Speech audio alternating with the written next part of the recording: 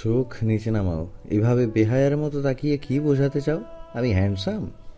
I know আমি সুদর্শন এক যুবক।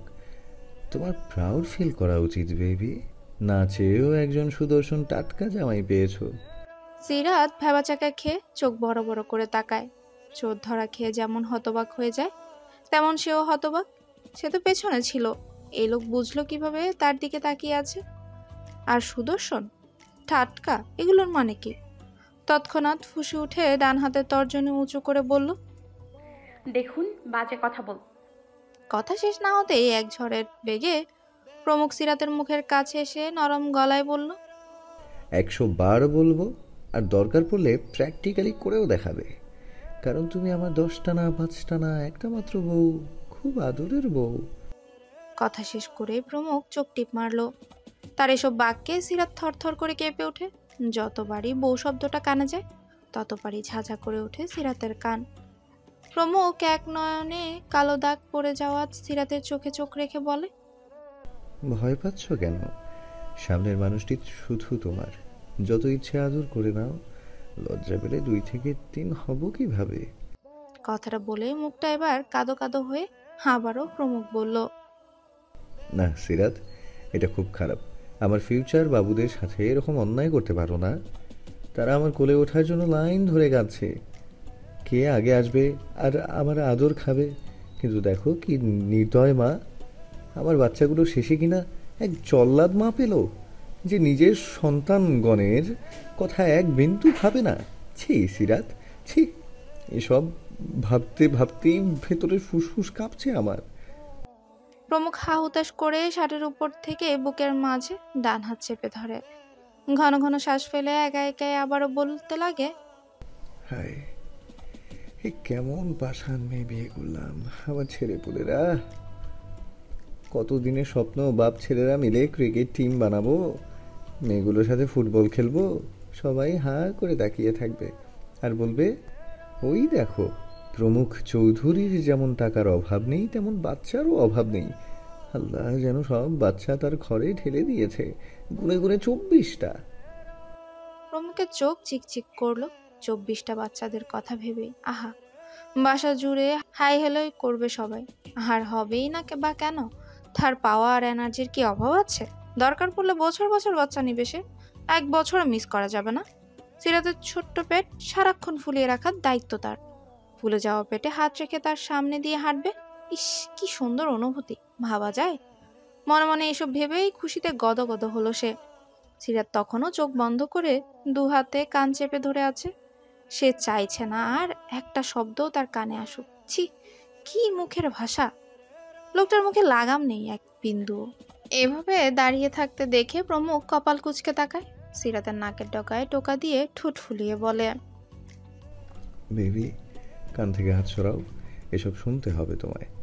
আমার সব প্ল্যান তোমার জানা উচিত। সিরাত তৎক্ষণাৎ চোখ খুলে আশেপাশে এলোমেলো দৃষ্টি ফেলল। খুব নিকটে থাকায় সাহস পাচ্ছে না প্রমুখকে কিছু বলার, কিন্তু এখানে তার আর দাঁড়িয়ে থাকার যাচ্ছে না। তাই এবার হাত দুটো বাড়িয়ে দিল জোরে ধাক্কা। হঠাৎ আক্রমণে 2 পা পিছিয়ে অধর বাঁকিয়ে হাসল প্রমুখ। সিরাত ফোঁস করে নিঃশ্বাস ফেলে তীক্ষ্ণ মেজাজে বলল, অসভ্য! আর একবার কাছে এসে দেখুন, চুল টেনে ছিঁড়ে ফেলবো, বেহায়া লোক। কাছে গেলে আমার ভেতর বয়ে চলা এই উত্তাপ সহ্য করতে পারবে? আবার আবার খারাপ কথা, নির্লজ্জ! বেশি কথা বললে এই সারা রুমে আমি তাণ্ডব চালাবো, সব ভেঙে ফেলবো। খারাপ লোক। প্রমুখ ভারী অবাক হওয়ার ভান করে সিরাতকে কিছু দুষ্ট কথা শোনাতেই তার ফোন বেজে ওঠে। সিরাতের থেকে চোখ নামিয়ে পকেট থেকে ফোন বের করে। স্ক্রিনে ভাসলো আহাম্মক কবিরের নম্বর। মুহূর্তে মেজাজ খেকিয়ে গেল প্রমুখের। ফোন রিসিভ করে ওপাশে কবিরকে কিছু বলতে না দিয়েই দিল জোরে এক ধমক। কাল সাপ, সব সময় রং সময় ডিস্টার্ব করিস। বউয়ের সাথে ভালোবাসার ঝগড়ার সময়ই তোর কল দিতে হলো? অন্যের ভালো সহ্য হয় না? যেই দেখলি তোর ভাবি রেগে আমাকে জোর করে ঠোঁটে চুমু খেতে আসছে, অমনি অমনি তুই অহেতুক কল করে সব মুডটাই নষ্ট করে দিলি। এই মুহূর্তে ফোন রাখ শালা। কবির চোখ অবরত ঝাপটে হা করে একবার ফোনের দিকে তাকায়, আরেকবার সামনে। সে কি করলো? সামান্য কলই তো করেছে, তাও আবার তাদের ফুটপাতে যেতে দেরি হয়ে যাচ্ছে তাই। ফোঁস করে নিঃশ্বাস ফেলে কটমট করে বলল, বেশ হয়েছে কল করেছি, আরও করব। দোষ করেও যখন দোষী হলাম, তবে এভাবে স্যারকে জ্বালিয়ে মজা পেতে অনবরত কল করেই যাব। তৎক্ষণাৎ পৈশাচিক হাসি এসে আবারও কল করলো প্রমুখের নম্বরে। প্রমুখ কেটে দিচ্ছে বারবার। আজ কবিরও জেদ ধরেছে, যতই কল কাটুক ফোন করেই যাবে। এক পর্যায়ে প্রমুখ রেগে ফোন সুইচ অফ করে রাখে। সিরাত এতক্ষণ কপাল কুঁচকেই তাকিয়েছিল। প্রমুখ একের পর এক গালি দিচ্ছে কবিরকে। সাহস বেড়ে যাচ্ছে দিন দিন। সিরাত মুখ মুছড়ে চলে যায় বারান্দায়। মাথা কেমন ঝিমঝিম করছে। প্রমুখ সব কাগজ গুছিয়ে বেরিয়ে যেতে যেতে বলল, রাতে এসে সব হিসেব নিব। না খেয়ে থাকবে না, যখন তখন আসতে পারবো না আমি। পাগলামি করলে ভালো হবে না। আমার লোক কিন্তু তোমার মায়ের সাথেই আছে, সো নিজের যত্ন নাও। যা ইচ্ছে তাই করো, তবু অশান্তি করো না।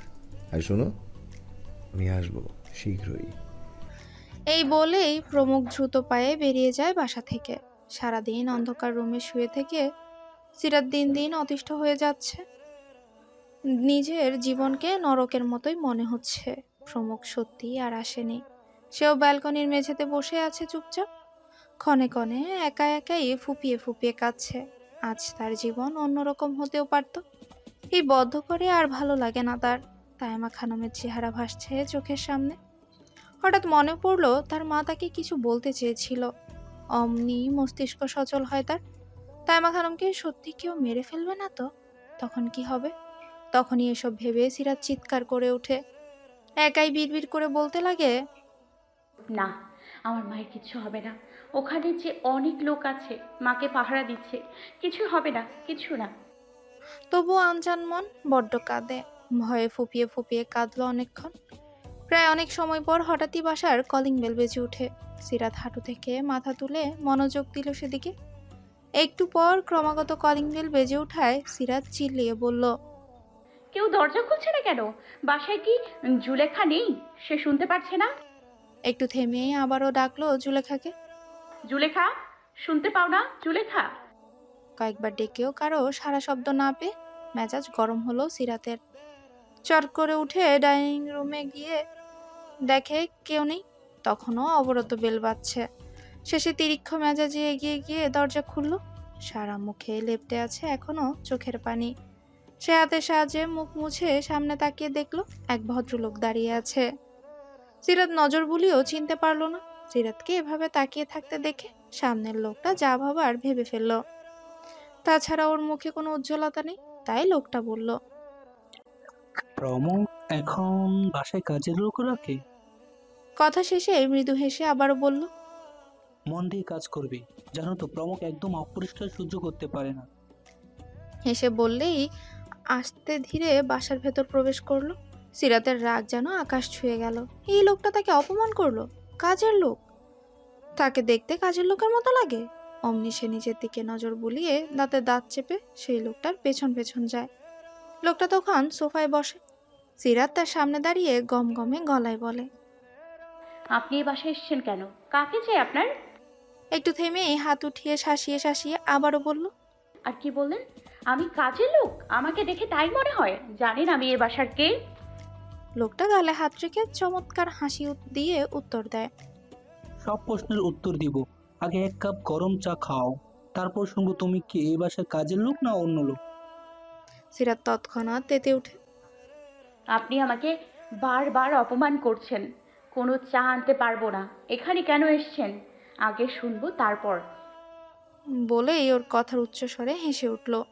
খুব কষ্টে হাসি থামিয়ে বলল, প্রমুখ কোথায়? অবশ্যই বাসায়। তাকে শুধু বলবে তার একমাত্র হতভাগ্য মামায় এসেছে, তার জন্য অপেক্ষা করছে। এরপর বুঝবে আমি কে। সিরাত কিঞ্চিত সময় জোহরি চোখে পরখ করে দেখল এই লোকের মামাও আছে। কই, এই বাসায় আসার পর জুলেখা ছাড়া কাউকে তো দেখেনি। কিন্তু এখন সমুখের মামা জানতে পেরে লজ্জায় মাথা কাটা গেল সিরাতের। ছি, না জেনে কি বাজে ব্যবহার করে ফেললো। চট করে জিহ্বা কেটে দৌড়ে যায় রান্নাঘরে। নিজের উপর গালি দিয়ে চা বানিয়ে নিয়ে আসলো। মামার সামনে দিয়ে বলল, মাফ করবেন, না বুঝে খারাপ আচরণ করে ফেলেছি। প্রমুখের মামা রাকিব চৌধুরী মুচকি হেসে সিরাতকে কাছে ডাকে। সিরাত আলতো হেসে কিচেনে গিয়ে ফল ফ্রুট নিয়ে এলো। সিরাত জানায় প্রমুখ বাসায় নেই, তার আসতে দেরি হবে। রাকিব চৌধুরী সম্মতি দিয়ে সিরাতের সাথে আড্ডায় মেতে ওঠে। অল্প কথার উত্তর দিলেও সারা সময় চুপচাপ ভদ্রলোকটির কথাই শুনেছে সে। শুধু মিথ্যে বলেছে প্রমুখের বউ নয় সে। ইনিয়ে বিনিয়ে এড়িয়ে গেছে সেই প্রশ্ন। রাকিব চৌধুরীও একসময় প্রমুখের রুমে গিয়ে বিশ্রাম নেওয়ার জন্য চলে যায়। শেষে অসহায় সিরাত করুণ চোখে তাকিয়ে সোফাতেই শুয়ে থাকে। বাবা, ওই প্রমুখ চৌধুরীকে আমি খুন করব। সাফওয়ান দাঁতে দাঁত চেপে হাত মুষ্টিবদ্ধ করে কথাটি বলে। তার বাবা মা সামনে সোফায় বসেই ছেলের কার্যকলাপ দেখছে। ছেলেটা যে জিনিস নিয়ে জেদ করবে সেটা অর্জন না করে এক পাও সেখান থেকে নড়বে না। সাফওয়ানের বাবা আজকাল এমনিতেই হাজার চিন্তা নিয়ে ঘুরে বেড়ায়, এখন আবার ছেলের এই কাণ্ডে তিনি অসহ্য। সামনের দিনগুলোতে তার অনেক কাজ পড়ে আছে। ভেবেছিল সব সাফওয়ানকে দিয়ে করাবে, কিন্তু হঠাৎ এই উটকো ঝামেলায় তিনি বিরক্ত। তবুও যেভাবে রেগে আছে, এখন না সামলালে তার সব প্ল্যান উল্টাপাল্টা হয়ে যাবে। সাফওয়ানকে যা তা বুঝিয়ে নিজের হাতে রাখতে হবে। সব ভেবে চিনতে তিনি ছেলের পিঠে হালকা চাপড়ে বলল, কুল ডাউন মাইশান, অবশ্যই প্রমুখের ব্যবস্থা আমি করব, তবে আমার কথা মতো সব কাজ করতে হবে তোমার। আর হ্যাঁ, প্রমুখ রাস্তা থেকে সরে গেলেই ওই মেয়ে চিরদিনের জন্য তোমার। সিম্পল ব্যাপার, মাথা খাটিয়ে চিন্তা করো আব্বুজান, বাবার মতো হলেই সব ছিনিয়ে নিতে পারবে। সাফওয়ান রাগে ঘন ঘন শ্বাস নিয়ে বাবার সব কথা শুনল। ছেলেকে শান্ত হতে দেখে তার বাবা অধর বাঁকিয়ে হেসে বলল, বাসায় ছ্যাঁকাখোরের মতো বসে না থেকে আমার সাথে কাজে বসো, অনেক কাজ বাকি। বুদ্ধি দিয়ে প্রমুখকে হারাও। আমিও চাই আমার ছেলে ঠিক আমার মতো হোক, সবই বুঝুক, তার শরীরে আমার রক্ত। এটা সত্যি। সাফওয়ান জানে তার বাবা চাইলে অবশ্যই সব পারবে। বাবা পারে না এমন কোনো কাজই নেই এই পৃথিবীতে। আর ওই দুদিনের প্রমুখ কতদিন সিরাতকে আটকে রাখবে? মুহূর্তেই সিরাতের কথা মনে হতেই মস্তিষ্ক গরম হয়ে যায় তার। রাগে চিৎকার দিয়ে সামনের দেয়ালে জোরে ঘুষি মারে। এভাবে হঠাৎ আঘাতে রাহেলা সহ সাফওয়ানের বাবাও বাকরুদ্ধ। সাফওয়ান একটু থেমে আবারও একের পর এক ঘুষি দিতেই থাকে। ব্যথায় আঘাতে ডান হাত থেকে রক্ত গলিয়ে পড়ে। সাদা দেয়াল তৎক্ষণাৎ হয়ে গেল লাল। দিশেহারা রাহেলা সাফওয়ান বলে চিৎকার দিয়ে দৌড়ে যায় তার কাছে। পেছন থেকে জাপটে ধরে আটকানোর বৃথা চেষ্টা করলো। একজন তরতাজা যুবকের শক্তির কাছে মধ্যবয়স্ক মহিলার শক্তি কিছুই না। সাফওয়ান ধস্তাধস্তি করে তখন তিরিক্ষ মেজাজে বলল, দূরে যাও তোমরা, আমাকে একা থাকতে দাও। রাহেলার দু চোখে অশ্রু টলমল করছে। ছেলেকে একা সামলাতে না পেরে তার স্বামীকে ধমকের সুরে বলল, দাঁড়িয়ে কি তামাশা দেখছো? আর কত আমার ছেলেকে খারাপ বানাবে তুমি, যে কিনা আজ নিজের দেহকেও আঘাত করতে দ্বিধা করে না? একটু থামলো রাহেলা, অতঃপর ঘৃণা ভরা দৃষ্টিতে তাকিয়ে বলল, কুলাঙ্গার, আমার ছেলের কিছু হয়ে গেলে তোকে আমি ছাড়বো না। এসব আয়েশি অট্টালিকা ধ্বংস করে ফেলবো। আমার মুখ আর বন্ধ রাখতে পারবি না, পাষাণ। রাহেলার কথা শুনে মাথা গরম হয়ে যায় সাফওয়ানের বাবার। তৎক্ষণাৎ তেড়ে এসে শক্ত করে চুলের মুঠি ধরলো। এরপর কিছু বলার জন্য মুখ খুলতে গিয়েও থেমে যায় তিনি। রাহেলা ব্যথায় চোখ বন্ধ করে। সাফওয়ান বাবার দিকে রক্ত চক্ষু নিয়ে তাকায়। যতই হোক তার মা, সে দাঁত শক্ত করে বলল, আমার সামনে মাকে মারছ, এত বড় সাহস?